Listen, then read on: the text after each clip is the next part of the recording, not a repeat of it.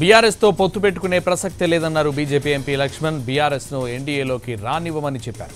BRS అవినీతిలో కూరుకుపోయిన party అని, మజ్లిస్ తో అంటకాగే పార్టీ అని చెప్పారు. గులాబీ పార్టీ ఒక్క ఎంపీ స్థానాన్ని కూడా గెలవలేదన్నారు. సిట్టింగ్ ఎంపీలు బీజేపీలోకి వచ్చేందుకు సిద్ధంగా ఉన్నారంటున్న లక్ష్మణ్తో మా ప్రతినిధి Sudheer face to face. Narendra మోడీని మూడవసారి భారత ప్రధానిగా చేసేందుకు బీజేపీ సంకల్ప యాత్ర చేపట్టింది. అందులో భాగంగానే తెలంగాణ వ్యాప్తంగా ఉన్న 17 పార్లమెంట్ నియోజకవర్గాల్లో కూడా బస్సు యాత్ర నిర్వహిస్తున్నారు. ఈ నేపథ్యంలో వికారాబాద్ జిల్లాలో బస్సు యాత్ర కొనసాగుతుంది. మనతో మాట్లాడడానికి రాజ్యసభ సభ్యులు లక్ష్మణ్ గారు ఉన్నారు. వారిని తెలుసుకునే ప్రయత్నం చేద్దాం. సార్ చెప్పండి, యాత్రకి ఎలాంటి రెస్పాన్స్ వస్తుంది? దాదాపుగా అన్ని నియోజకవర్గాల్లో కూడా యాత్ర విజయవంతంగా కొనసాగుతున్నట్టుగా కూడా తెలుస్తుంది. బీజేపీ తలపెట్టినటువంటి విజయ సంకల్ప యాత్ర మోదీ గారిని మూడోసారి ప్రధానమంత్రి చేయాలనేటువంటి లక్ష్యంతో రెండవ రోజు యాత్ర స్పందన చూస్తూ ఉంటే తెలంగాణ అతీతం కాదు, మేము సైతం మోదీ గారితో పయనిస్తామని, మొన్న జరిగిన స్థానిక ఎన్నికల్లో స్థానిక అంశాలు ప్రభావితం చేశాయి, దేశం కోసం మాత్రం మోదీ గారు అవసరమని చెప్పి సర్వత్రా ప్రజలు వ్యక్తం చేస్తున్నారు. మరి దాదాపు 4 యాత్రలు ప్రారంభమైనాయి. 2 రోజుల్లో 5వ యాత్ర కూడా ప్రారంభమవుతుంది.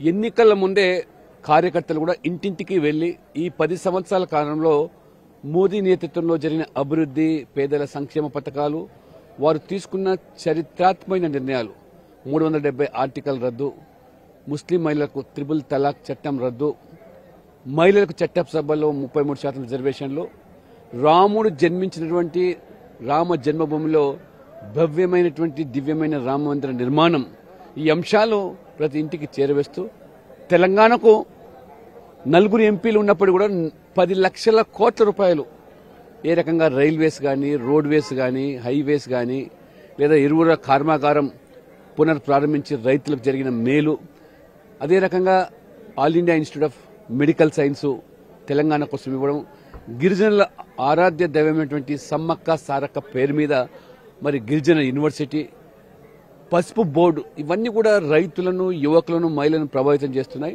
కాబట్టి ఖచ్చితంగా 17 పార్లమెంట్ స్థానాల్లో భారతీయ జనతా పార్టీ గెలిచే అవకాశాలు మెండుగా ఉన్నాయి. ఎన్డీఏలోకి బీఆర్ఎస్ వస్తుందని చెప్పేసి ఒక ప్రచారం జరుగుతుంది. ఎన్డీఏలోకి బీఆర్ఎస్ వస్తే మీకు ఏమైనా ఇబ్బంది ఉంటుందా? దాన్ని స్వాగతిస్తారా? వచ్చే ప్రసక్తి లేదు, రానిచ్చే ప్రసక్తి లేదు. వాళ్ళని చెప్పాను, చాలా పదే చెప్తున్నాను, వాళ్ళ కాళ్ళ బేరానికి వచ్చిన మోకాళ్ళు యాత్ర చేసి ఢిల్లీకి మా పాపాలన్నీ కూడా ప్రక్షాళన చేసుకుంటాం, ప్రాయశ్చిత్తం చేసుకుంటాం, కనికరించండి మహాప్రభు మోదీ గారు అన్నా, మోదీ గారు కానీ, అమిత్ షా గాని, బీజేపీ కానీ దరిదాపుల్లో వాళ్ళు రానిచ్చలేదు. అవినీతిలో కూరుకుపోయిన పార్టీని, మత రాజకీయాల పార్టీని నడుపుతున్న మజ్లిస్ పార్టీని చంకలో పెట్టుకుని మాతో కలుస్తామంటే ఇవాళ వాళ్ళు ఒక మైండ్ గేమ్ కాంగ్రెస్ బీఆర్ఎస్ కలిసి ఆడుతున్నారు. బీజేపీ ఎదుర్కొనడానికి వాళ్ళకు ఇవాళ మేము చెప్తున్నాం, ఇవాళ బీఆర్ఎస్ నుంచి ఒక ఎంపీ, సిట్టింగ్ ఎంపీ పోటీ చేయడానికి సిద్ధంగా లేడు. బీఆర్ఎస్ టికెట్ మీద పక్క చూపులు చూస్తున్నారు. అనేక మంది మాతో సంప్రదిస్తున్నారు బీఆర్ఎస్ ఎమ్మెల్యేలు.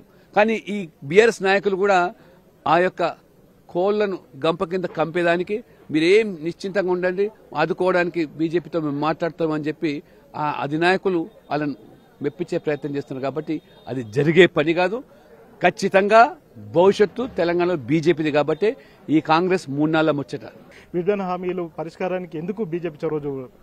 ఈ 2 రాష్ట్రాల ముఖ్యమంత్రులు కలిసి బిర్యానీ తింటారు, కలిసి పండుగలు చేసుకుంటారు, ఒకరినొకరు కౌలించుకుంటారు, ఇద్దరు కూర్చొని మాట్లాడుకుంటే పరిష్కారం ఎందుకు కాదు? అసలు నిజంగా అటువంటి సమస్యలు ఉంటే ఏనాడైనా మీరు పార్లమెంట్లో వీళ్ళు గొంతెత్తిన పాపాన పోయారా? ఈ బీఆర్ఎస్ కాంగ్రెస్ ఎంపీలు తెలంగాణ సమస్యలు లేదా విభజన హామీలు? ఖచ్చితంగా ఇవాళ భారతీయ జనతా పార్టీ శాసనసభ్యులుగా మా వాళ్ళు, ఇవాళ ఎంపీలుగా మేము ఖచ్చితంగా ఢిల్లీలో మా గొంతు తెలంగాణ ప్రజల కోసం వినిపిస్తున్నాం. ప్రభుత్వంతో 10 లక్షల కోట్లు ఇవాళ తీసుకురాగలిగినామంటే, అనేకమైనటువంటి బ్రహ్మాండమైనటువంటి ఇవాళ ప్రాజెక్టులు తెలంగాణకు తీసుకొచ్చామంటే, 4 ఎంపీలంటే సాధ్యమైతే రేపు 10-15 మంది ఉంటే తెలంగాణ అద్భుతంగా, నిజంగా తెలంగాణకు హైదరాబాద్ అనేది ఒక గుండెకాయ లాంటిది. అంత ఆదాయ వనరులతో ఉన్నటువంటి ఈ హైదరాబాద్ అప్పుల కుప్పలో చేసింది ఈ కేటీఆర్ గారు, వారి బీఆర్ఎస్ పార్టీ. కాబట్టి ప్రజలు క్షమించే పరిస్థితి లేదు. బీజేపీ దరిదాపుల్లో రానీయమని చెప్పి కూడా నేను మీ ద్వారా వాళ్ళని హెచ్చరిస్తా ఉన్నాను. అంటే కాళేశ్వరంలో జరిగిన అవినీతికి సంబంధించి న్యాయ విచారణ కోసం జడ్జిని అడిగితే కేంద్రం ఇవ్వట్లేదు అని చెప్పేసి కాంగ్రెస్ ఆరోపిస్తుంది. ఎందుకు సిట్టింగ్ జడ్జిని కేటాయించలేకపోతుంది కేంద్రం? సిట్టింగ్ జడ్జికు లేదా కేటాయింపుకు కేంద్ర ప్రభుత్వానికి సంబంధం ఏంటండి? అది ఒక జ్యుడిషియల్ మ్యాటర్. నిజంగా రేవంత్ రెడ్డి కానీ కాంగ్రెస్ పార్టీకి వాళ్ళ అవినీతి మీద దర్యాప్తు జరిపి వాళ్ళని దోషులుగా నిలబెట్టాలంటే సిబిఐ ఎంక్వైరీకి వెంటనే ఆర్డర్ క్షణాల్లో మేము సిబిఐని విచారణకు పంపిస్తాం. మొన్న నిగ్గు తేల్చాం కదా కాళేశ్వరంలో జరిగిన అవినీతిని. బృందం వచ్చింది, వారు ఏదైతే ప్రస్తావించారో ఒకటి ఇంతవరకు ఆ ప్రభుత్వం జవాబు చెప్పలేదు, ఈ ప్రభుత్వం చెప్పట్లేదు. ఎందుకు మీరు చర్యలు తీసుకోవట్లేరు? మీ చేతుల్లో ఉంది కదా, ఎందుకు అదే అధికారుల కొమ్ము కాస్తున్నారు? అదే యంత్రాంగానికి మీరు ఇవాళ మీరు దాసోమంటున్నారు. ఎక్కడ లోపాయిగా ఏం ఒప్పందాలు జరిగాయి మీ మధ్యలో? ఏ రకమైనటువంటి మరి రహస్యమైనటువంటి ఒప్పందాలు జరిగినాయి? వాళ్ళ లోబర్చుకోవడానిక లేకపోతే వాళ్ళ బొక్కింది పంచుకోవడానిక ప్రజలు అర్థం చేసుకోగలుగుతారు.